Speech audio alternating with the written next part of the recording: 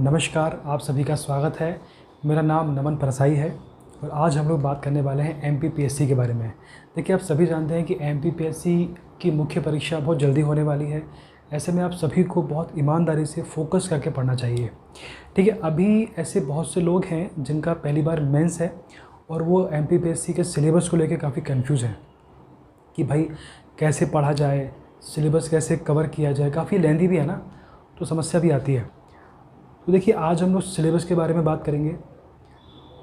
Syllabus को मैंने अपने अकॉर्डिंग 2 पार्ट में डिवाइड किया हुआ है। ठीक है, मैं रिपीट करता हूँ, मैंने सिलेबस को अपने अकॉर्डिंग 2 पार्ट में डिवाइड किया हुआ है, पार्ट ए और पार्ट बी।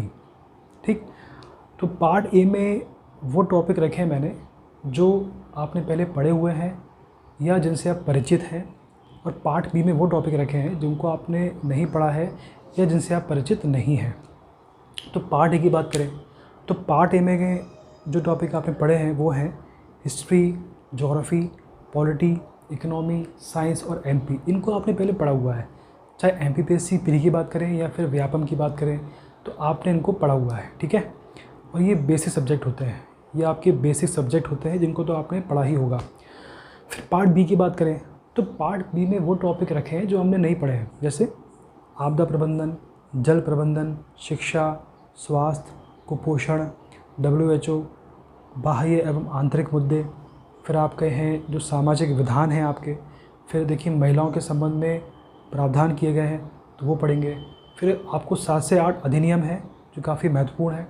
फिर आप देखिए, मानव संसाधन विकास की बात की गई है कि भाई मानव संसाधन का विकास किस तरह से किया जाता है, ये किस तरह संभव है, और इसमें कौन कौन सी संस्थाएँ हैं जो इसमें सहायक हैं। राइट, अब इसमें देखें जो संस्थान है, इसमें कुछ एग्जांपल लें अपन तो NCERT है, NCERT, UGC, IIT, IIM और NIT है। ऐसे कई संस्थान हैं जिनको हम पढ़ेंगे।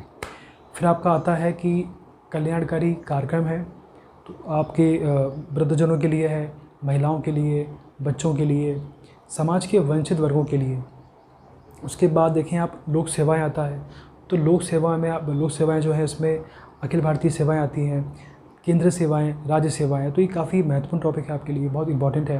फिर आपका आता है लोक व्यय एवं लेखा। ठीक है, फिर आपका आता है अंतर्राष्ट्रीय संगठन। फिर आपकी एनर्जी आती है, ऊर्जा। फिर पर्यावरण एवं धारणीय विकास। राइट, फिर आपका आता है वेस्ट मैनेजमेंट, अपशिष्ट प्रबंधन। अब देखिए, इसके बाद आपका एक टॉपिक आता है, एक पेपर है आपका जो 4th पेपर है, एथिक्स, नीति शास्त्र, जिसमें अभिरुचि है, अभिवृत्ति है, मनोवृत्ति है, भ्रष्टाचार है। इसमें कई सारे थिंकर्स हैं, दार्शनिक हैं। तो ये टॉपिक काफ़ी महत्वपूर्ण है और काफ़ी बहुत ही शानदार टॉपिक है आपके लिए। यहाँ से क्वेश्चन कुछ फिक्स क्वेश्चन होते हैं जो हर बार रिपीट होते हैं। तो इस टॉपिक को आपको, इस पेपर को आपको बहुत अच्छे से पढ़ना चाहिए यदि आपको अच्छे नंबर स्कोर करने हैं तो। राइट, इसके बाद आपका आता है हिंदी। हिंदी बहुत ही महत्वपूर्ण है। बहुत से बच्चे ऐसे हैं जिनके बाकी सब्जेक्ट में अच्छे मार्क्स थे, चूँकि हिंदी में फेल थे वो लोग, तो उनको पोस्ट नहीं मिल पाई। राइट, फिर आपका आता है निबंध। तो निबंध बेसिकली, निबंध को अलग से नहीं पढ़ा जाता है, जो आपके बाकी सब्जेक्ट होते हैं उनको ही आप पढ़ें, उनमें से ही क्वेश्चन आपको निबंध में आता है। ठीक, चलिए, तो अब ये टॉपिक जो मैंने पार्ट बी में रखे हैं ये आपके लिए क्यों महत्वपूर्ण है, मैंने क्यों उनको डिवाइड किया है। देखिए, ये टॉपिक काफ़ी छोटे होते हैं, काफ़ी स्कोरिंग होते हैं, यहाँ से काफ़ी क्वेश्चन आते हैं। राइट, अब इसमें देखें एग्जांपल है हम लोग, तो प्रीवियस ईयर की बात करें तो प्रीवियस ईयर में जल प्रबंधन और आपदा प्रबंधन से 7 क्वेश्चन आए थे 51 मार्क्स के। बड़ी बात है। तो अब देखें, इन टॉपिक को आपको काफ़ी अच्छे से पढ़ना चाहिए और हम लोग पढ़ेंगे, डिस्कस करेंगे हम लोग। तो देखिए, आज से मैं शुरुआत कर रहा हूँ। आज से मैं जल प्रबंधन से शुरुआत करूँगा। इसी तरह से जो टॉपिक आपके दिए हुए हैं सारे टॉपिक हम पढ़ेंगे बारी बारी से, और आप सभी को इन टॉपिक से काफ़ी महत्वपूर्ण है आपके लिए, और इस टॉपिक से आपको काफ़ी लाभ मिलेगा मेंस में, आपको मुख्य परीक्षा में। ठीक है, तो आज हम शुरू कर रहे हैं। तो देखिए, सबसे पहले हम शुरू करने के पहले देखते हैं कि जल प्रबंधन, वाटर मैनेजमेंट, जो इसका सिलेबस क्या है, सिलेबस में क्या शब्द यूज़ किए गए हैं। तो देखिए, इसमें ये पेपर 1 का हिस्सा है। पेपर 1 में पार्ट बी में आता है ये। ठीक है, पार्ट बी का हिस्सा है ये। पार्ट बी में चैप्टर 3 में आता है ये। पार्ट बी में चैप्टर 3 में आता है। तो इसमें इसके 3 सब टॉपिक हैं। सब टॉपिक इसके 3.1 है, 3.2, 3.3। इसके शब्द क्या है देखिए, 3.1 में क्या लिखा है कि भूजल एवं जल संग्रहण प्रबंधन, ठीक है। उसके बाद आपका आता है कि ये आपका देखें, ये आपका भूजल है और जल संग्रहण प्रबंधन की बात की गई है। फिर आपका बोला गया है जल का उपयोग का जो कैसे इसका उपयोग हो रहा है और कौन कौन से क्षेत्रों में कितना प्रतिशत इसका उपयोग होता है, हम पूरा समझेंगे इसको चार्ट के माध्यम से। देखिए कुशल सिंचाई प्रणाली, ये बहुत ही बढ़िया टॉपिक है, इसको भी समझेंगे। फिर पेयजल आपूर्ति किस तरह से होती है और जल की अशुद्धता के कारक कौन से हैं, जल अशुद्ध कैसे होता है, इसके कारक कौन से हैं, और गुणवत्ता का प्रबंधन कैसे किया जाता है। तो ये टॉपिक समझेंगे। इसके बाद हम देखते हैं कि भाई ये जो टॉपिक आपके लिए कितना महत्वपूर्ण है, तो वो कैसे मालूम पड़ेगा आपको। वो ऐसे मालूम पड़ेगा कि हम देखें कि भाई प्रीवियस ईयर में कितने क्वेश्चन आए हैं और कौन से क्वेश्चन आए हैं। तो इससे आपको ये मालूम पड़ता है कि भाई क्वेश्चन का जो पैटर्न है वो किस तरह का है, ठीक है। अब देखते हैं इसमें एमपीपीएससी की बात की जाए प्रीवियस ईयर की जल प्रबंधन, तो इसमें देखिए पहला क्वेश्चन आपको आया था 18 में। हमने अभी कहा आपसे कि 18 में आपको 3 क्वेश्चन आए थे 6 मार्क के। तो पहला क्वेश्चन आपका आता है कि एमपी में कुओं एवं नलकूपों द्वारा सिंचाई का सर्वाधिक विकास किन क्षेत्रों में हुआ है, इसके क्या कारण है, ठीक है। दूसरा क्वेश्चन आपका आता है जल संरक्षण के पारंपरिक तरीके और इनसे कौन सी आवश्यकताएं पूर्ण की जा सकती हैं, अच्छा क्वेश्चन है। फिर है एमपी में जल संसाधनों की समस्याओं का वर्णन करें, ठीक है। फिर आपका आता है 4th क्वेश्चन है एमपी की जल प्रवाह प्रणाली का विवरण दें। ये आपका 17 में क्वेश्चन आया था, 50 मार्क का क्वेश्चन था, ये 50 मार्क का क्वेश्चन आया था। फिर है एमपी में पीने का पानी के स्रोतों और उपलब्धता का संक्षिप्त ब्यौरा दें, ये भी 6 मार्कर है, अच्छा क्वेश्चन है। फिर भारत में नदियों के अंतः जुड़ाव की अवधारणा क्या है, प्रमुख प्रस्तावित अंतः जुड़ाव परियोजना का परिचय दें, ये 50 मार्कर है। 14 में के मेंस में आया था और इससे पहला क्वेश्चन था जो पढ़ा था हमने, ये 16 के मेंस में आया था। तो ये काफ़ी कुल 6 क्वेश्चन हमने डिस्कस किए हैं। तो देखिए इसमें 3 क्वेश्चन आए थे, काफ़ी अच्छे क्वेश्चन है। तो आपको हर टॉपिक के पहले जो उससे क्वेश्चन आ चुके हैं मेंस में उसको देखना चाहिए, जिससे आपको मालूम पड़ता है कि भाई किस तरह से आपको पढ़ना है, ठीक है। फिर देखिए आप, चलिए देखिए अभी हमने डिस्कस किया था जल प्रबंधन का सिलेबस, उसके बाद हमने प्रीवियस ईयर क्वेश्चन देखे थे। अब हम बात करने वाले हैं जल प्रबंधन के बारे में। देखिए जल प्रबंधन से तात्पर्य जल का इस प्रकार प्रबंधन करने से है ताकि वो सभी लोगों तक पर्याप्त मात्रा में पहुंच पाए, ठीक है, ताकि वो सभी लोगों तक पर्याप्त मात्रा में पहुंच पाए। सभी लोगों से तात्पर्य होता है कृषि, उद्योग और जनसामान्य, कृषि, उद्योग और जनसामान्य। इसके बाद हम डिस्कस करने वाले हैं, आज 3 टॉपिक डिस्कस करेंगे। भारत में जल संकट के कारण, उसके परिणाम और भारत में जल प्रबंधन की क्या आवश्यकता है और क्या उसके महत्व है, ये डिस्कस करेंगे। इसके बाद भी कई टॉपिक ऐसे हैं जो हम डिस्कस करेंगे, जैसे भारत में जल संग्रहण के क्या उपाय हैं, इसकी क्या तकनीक है, क्या तरीके हैं, भू जल संग्रहण प्रबंधन, पेयजल, सिंचाई, इस तरह से कई टॉपिक है। तो आपको बस इतना करना है कि हमारे चैनल को सब्सक्राइब करना है और बेल आइकॉन को प्रेस करना है ताकि आपको सभी वीडियो के नोटिफिकेशन टाइम पे मिल पाएँ, ठीक है। आइए शुरू करते हैं। आज का हमारा पहला टॉपिक है भारत में जल संकट के प्रमुख कारण। इसमें पहला टॉपिक है, इसमें पहला पॉइंट है तीव्र गति से बढ़ती जनसंख्या। देखिए आप सभी जानते हैं कि भारत की पॉपुलेशन बहुत स्पीड से बढ़ रही है, लेकिन उतनी ही स्पीड से भारत के वाटर रिसोर्सेज कम हो रहे हैं। यानी भारत में जितना पानी पहले अवेलेबल था अब उतना नहीं है, यानी जितनी डिमांड है उतना सप्लाई नहीं है। हमारे पास कुछ फैक्ट हैं जो ये बताते हैं कि भाई भारत में फ्रेश वाटर की अवेलेबिलिटी कितनी स्पीड से कम हो रही है। देखिए 1994 की बात की जाए तो 1994 में हमारे पास 6000 घन मीटर प्रति व्यक्ति प्रति वर्ष पानी था और वो घट के 2000 में 2300 हो गया और 2025 में ये 1600 होने की संभावना है। और इसी तरह से पॉपुलेशन बढ़ती गई तो भारत में जल संकट और बड़ा हो सकता है, ठीक है। अब देखिए इसमें नेक्स्ट टॉपिक है नगरीकरण। देखिए नगरीकरण का मतलब होता है शहरी क्षेत्रों में वृद्धि। नगरीकरण का मतलब होता है शहरी क्षेत्रों में वृद्धि। उससे क्या होता है, अधिकांश वर्षा का जल व्यर्थ हो जाता है, वेस्ट हो जाता है, इसका तात्पर्य ये हुआ कि जिन क्षेत्रों में पहले वन थे, पेड़ पौधे थे, खेत खलियान थे, वहाँ पर अब बड़े बड़े मकान हैं, टाउनशिप है, बिल्डिंग हैं, पक्की सड़कें हैं। यानी पहले जो बारिश का जल, वर्षा का जल सीधे भूमि में समाता था और इससे आपका वाटर लेवल इंक्रीज़ होता था, अब ऐसा नहीं हो पाता है। और आज की डेट में बात करें तो इस कारण से, नगरीकरण से आपका वाटर लेवल काफ़ी डाउन हो रहा है और इससे काफ़ी समस्या उत्पन्न हो रही है। इसके बाद आपका तीसरा पॉइंट है औद्योगिकरण। आपका तीसरा पॉइंट है औद्योगिकरण। देखिए, इसमें 3 पॉइंट हैं। पहला इसका पॉइंट है कि बिना जल के उद्योग की स्थापना होना संभव नहीं है। बिना जल के उद्योग की स्थापना होना संभव नहीं होता है। और दूसरा पॉइंट है कि उद्योगों में बहुत अधिक मात्रा में जल की खपत होती है। उद्योगों में बहुत अधिक मात्रा में जल की खपत होती है, जल का खपत होता है। अब ऐसे में जल काफ़ी बर्बाद होता है। और तीसरा इसका पॉइंट है कि इसमें उपयोग किया हुआ प्रदूषित जल, उद्योगों में उपयोग किया हुआ प्रदूषित जल, जिसमें बहुत अधिक मात्रा में केमिकल मिला होता है, ये सारा पानी नदियों में, झीलों में, तालाबों में जाके मिलता है। और ये पानी इतना हानिकारक होता है, किसी काम का नहीं होता है, ना ही खेती में काम आता है, ना हमारे काम आता है। तो ये काफ़ी समस्या उत्पन्न होती है और इसी कारण से जल संकट काफ़ी स्पीड से बढ़ रहा है। चौथा हमारा पॉइंट है कि सिंचाई के लिए जल का अंधाधुंध प्रयोग। सिंचाई के लिए जल का अंधाधुंध प्रयोग। देखिए, आप सभी जानते हैं कि हमारे भारत में कृषि का बहुत अधिक महत्व है और कृषि के लिए सिंचाई का बहुत महत्व है। लेकिन सिंचाई की भी सीमा होती है।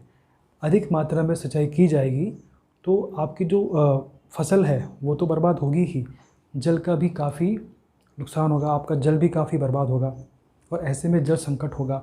ऐसे में वाटर लेवल में गिरावट आएगी और गर्मी के दिनों में आपके अधिकांश कुएं, तालाब सभी सूख जाते हैं। और देखिए, अभी एक हमारे पास फैक्ट है कि भारत में ऐसे 85 ज़िले हैं जिनका वाटर लेवल 5 मीटर से भी नीचे आ चुका है। भारत में 85 ऐसे ज़िले हैं जिनका वाटर लेवल 5 मीटर से भी नीचे आ चुका है, जो बहुत ही चिंता का विषय है। इसके बाद आपका 5वां पॉइंट है वन क्षेत्रों में तेज़ी से कमी। देखिए, वन क्षेत्रों में तेज़ी से कमी का 2 कारण हैं, 2 प्रमुख कारण हैं, औद्योगिकरण और नगरीकरण। इसी कारण से आपके भारत में वन क्षेत्रों में कमी हो रही है। इसके बाद आपका दूसरा पॉइंट है जल संकट के परिणाम। क्या है? जल संकट के परिणाम। इसमें पहला आपका पॉइंट है खाद्य असुरक्षा। देखिए, अगर जल संकट होगा तो कृषि जो आपकी होती है, जो जल पर डिपेंड होती है, उस पे भी नुकसान होगा। यानी जल संकट से कृषि को नुकसान होगा, आपकी फसल बर्बाद होगी। और यदि आपकी फसल बर्बाद होगी तो आपकी जो अनाज है, जो आपका उत्पादन है, उसमें कमी होगी। और जब आपके उत्पादन में कमी होगी तो आपके जो खाद्य पदार्थ हैं, जो अनाज है, उनमें कमी होने से खाद्य असुरक्षा में वृद्धि होती है। सिंपल सी बात है भाई, जल संकट से फसल बर्बाद होगी और फसल बर्बाद होने से आपकी जो खाद्य असुरक्षा है, इसमें वृद्धि होती है।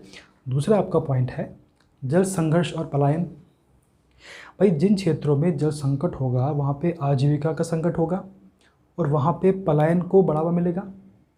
सिंपल सी बात है, जिन क्षेत्रों में आजीविका का संकट होगा वहाँ पे पलायन को बढ़ावा मिलेगा। और पलायन अपने आप में बड़ी समस्या है, ये किसी भी समस्या का समाधान नहीं है, बहुत बड़ी समस्या है। ठीक है, तो ये आपका दूसरा परिणाम है। तीसरा है आर्थिक अस्थिरता। देखिए, वर्ल्ड बैंक कहता है कि भारत में ऐसे कई देश हैं जिनमें जल संकट के कारण उनकी जीडीपी बर्बाद हो रही है या बर्बाद हो गई है। कई देशों की जीडीपी में प्रभावित होती है और इससे आर्थिक समस्या में वृद्धि होती है। भाई, जहाँ पे जल संकट है उनकी जीडीपी प्रभावित होती है नकारात्मक रूप से और उससे उनकी आर्थिक समस्या में वृद्धि होती है।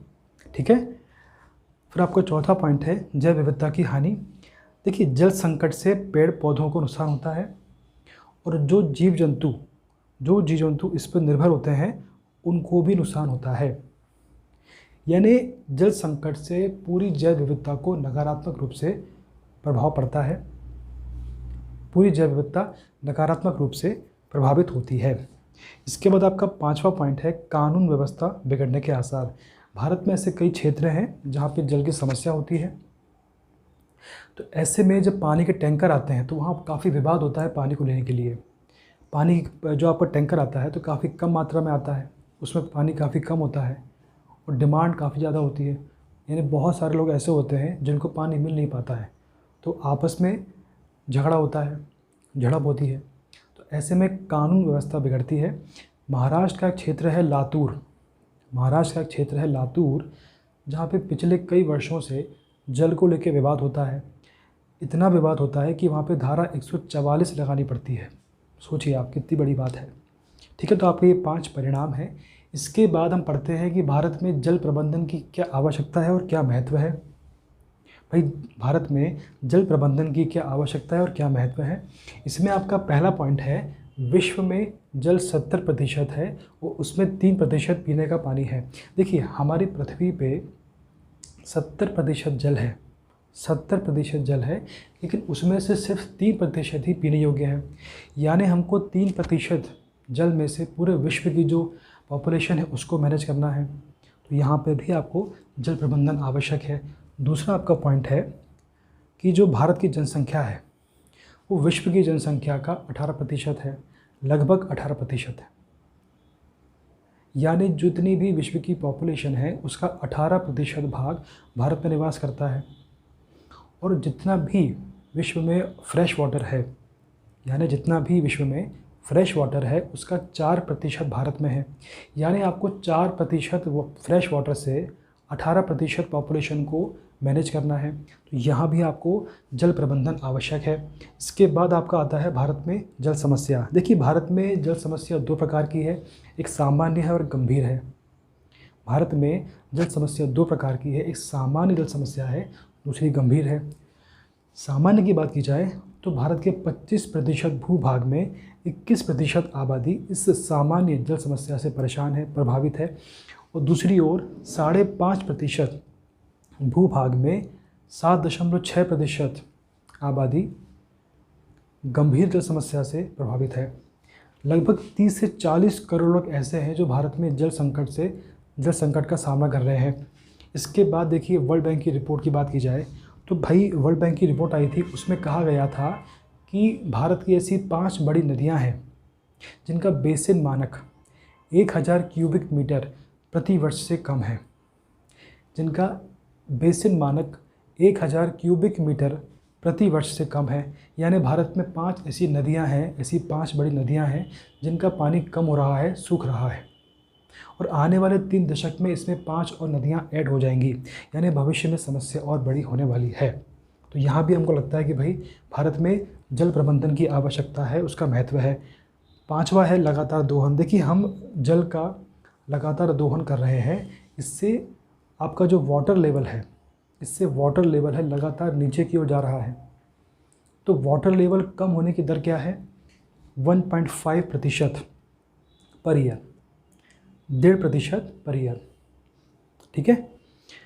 इसके बाद है आपका नीति आयोग। देखिए, नीति आयोग की रिपोर्ट आई थी, composite water management index report, composite water management index report. इसमें कहा गया था कि भारत के 21 प्रमुख शहर हैं, जैसे हैदराबाद है, चेन्नई है, दिल्ली है, बेंगलुरु है, ऐसे 17 और हैं।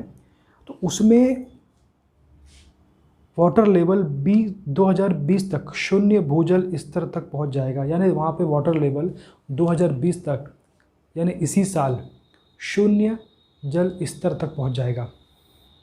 और इससे लगभग 10 करोड़ लोग प्रभावित होंगे, लगभग 10 करोड़ लोग इस समस्या से प्रभावित होंगे। और इसी रिपोर्ट में कहा गया था कि 2030 तक जो भारत में जल की मांग है, जो भारत में फ्रेश वाटर की डिमांड है, वो सप्लाई की 2 गुना हो जाएगी। यानी 2030 तक भारत में जो डिमांड है वो सप्लाई की 2 गुना हो जाएगी, राइट। तो समस्या और बड़ी होने वाली है। और इसके बाद आपका 8वां पॉइंट है कि ग्रामीण क्षेत्रों में 70% लोग ऐसे हैं जो प्रदूषित पानी उपयोग कर रहे हैं। ग्रामीण क्षेत्रों में 70% लोग ऐसे हैं जो प्रदूषित जल उपयोग कर रहे हैं। इससे और समस्या बढ़ेगी। भाई, महामारी है, बीमारी है।